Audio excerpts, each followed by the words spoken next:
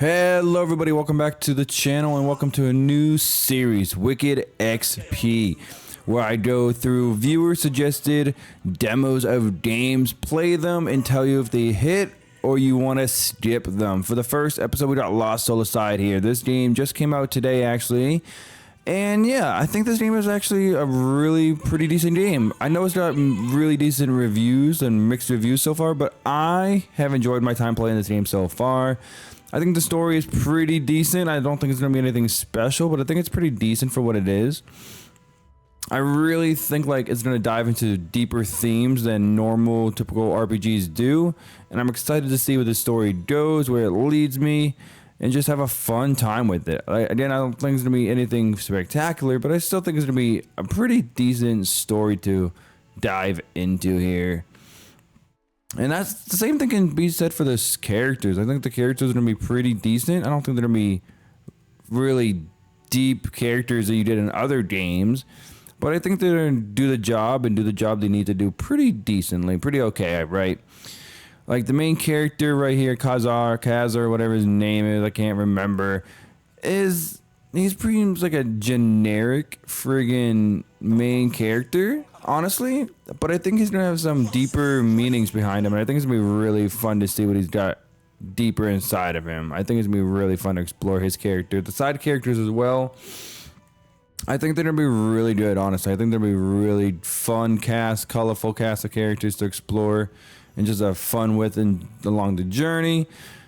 And they're gonna bring a really diverse party in here. There's a bunch of different like stereotype of characters in here that I think they're gonna blend very well into one another. It's gonna be a lot of fun to see what these characters have to offer in the story, honestly, and how the story gets richer with these characters along with the ride.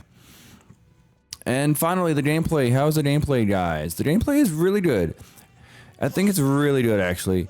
It's really jank and kind of sluggish at times, and the controls aren't as responsive as I'd like them to be. But if you played Devil May Cry or you played Final Fantasy 16, I think you'll find yourself right at home with this game. The combat feels very, very inspired by those two games.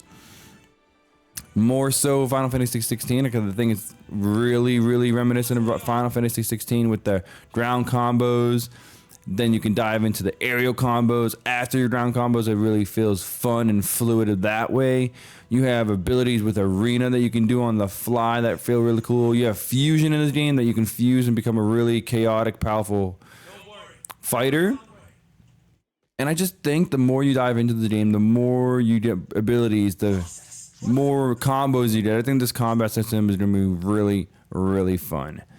Will it be top 5 combat systems of the year? Fun?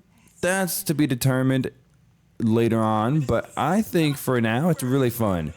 If they make a patch for this game that dives into the issues of the jank and the sluggish control sometimes, I think this game will be a really top contender for the best combat system of the year.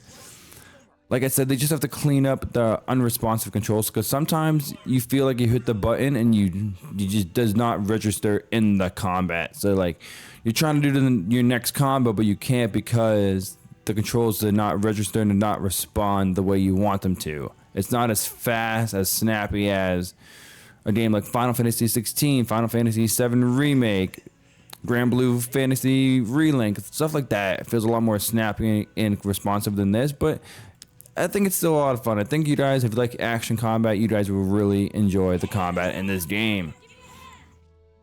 And with all that being said, guys, does this game get a hit or does this game get a skip? And for me, in the combat alone, I think this game is a hit.